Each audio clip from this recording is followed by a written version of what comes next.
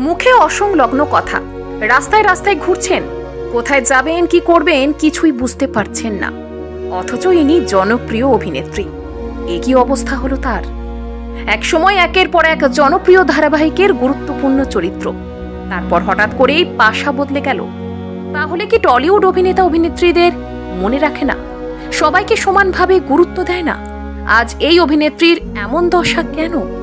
মানসিক ভারসাম্য হারিয়ে ভবঘুরে অবস্থায় উদ্ধার সিরিয়ালের জনপ্রিয় অভিনেত্রী। এনাকে চেনেন? কোথায় বাড়ি? কোন কোন ধারাবাহিকে অভিনেত্রীকে দেখা গিয়েছে? চলুন বিস্তারিত জেনে নেওয়া যাক। ইনি সুমিহর চৌধুরী। একটু খেয়াল করে দেখুন, বহু ধারাবাহিকে মা কাকিমার চরিত্রে নাকি দেখা গিয়েছে, আর এখন তিনি ভবঘুরের মতন ঘুরে বেড়াচ্ছেন। বলতে পারছেন না বাড়ির ঠিকানা পর্যন্ত। কখনো বলছেন বাড়ি বেহালা, আবার পরক্ষণেই বলছেন বোলপুর। টলিপাড়ার এই অভিনেত্রীর এমন অবস্থা কেন? পরনের পোশাকটাও ফাটা ছেঁড়া। এখন কেমন আছেন তিনি? তুমি আশেপাশে থাকলে ধারাবাহিকের রাঙা কাম্মা হয়েছিলেন তিনি। পর্দার অনামিকা অর্থাৎ অভিনেত্রী সুমিহর চৌধুরীকে এখন মানসিক ভারসাম্যহীন অবস্থায় পাওয়া গেছে বর্ধমানে।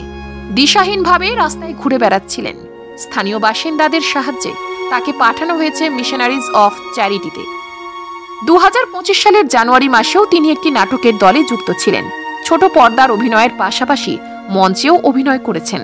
বর্ধমানের একটি এলাকায় দিশাহীনভাবে ঘুরতে দেখা যায় তাকে। তারপর বৃষ্টি আসায় একটি জায়গায় আশ্রয় নেন। সেখানকার স্থানীয় বাসিন্দারা তাকে প্রশ্ন করলে জানান তিনি অভিনয় করেন। অভিনেত্রীর পরিবার বলতে রয়েছে একমাত্র মেয়ে। সুমির সঙ্গে মেয়েরও সম্প্রতি কোনো সম্পর্ক ছিল না। মায়ের সঙ্গেও যোগাযোগ নেই। টলিউডেরও বন্ধু সংখ্যা নেই বললেই চলে। কি আশ্চর্য, তাই না? একাধিক ধারাবাহিকে কাজ করেছেন, অথচ তার আপনজন প্রিয়জন বলতে সেইভাবে কেউই নেই। গুঞ্জন বলছে তিনি নাকি একার মতোই থাকতেন, তবে এই বিষয়ে বিস্তারিত জানা যায়নি। তার সহকর্মীরা এইভাবে তাকে দেখে বেশ অবাকই হয়েছেন। অনেকেই জানতেন না যে সুমি কোথায় আছেন। প্রায় কারোর সঙ্গে যোগাযোগও ছিল না। তাই তো অনেকেরই প্রশ্ন উঠছে যে কাজ না পাওয়ার কারণেই কি সুমির এমন অবস্থা? ইন্ডাস্ট্রিতে কেনই বা তার কোনো বন্ধু নেই? বর্তমানে কিন্তু বহু অভিনেতা অভিনেত্রীরা নিজেদের ভবিষ্যৎ নিয়ে চিন্তিত।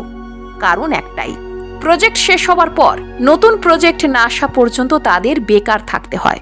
আচ্ছা, কাজ না থাকলেই কি সেই মানুষটা পুরোপুরি মূল্যহীন হয়ে যায়? আর সব থেকে আশ্চর্যের কি বলুন তো, প্রিয়জন নেই, আপনজনও নেই। কি ভয়ঙ্কর একটা ব্যাপার, তাই নয় কি?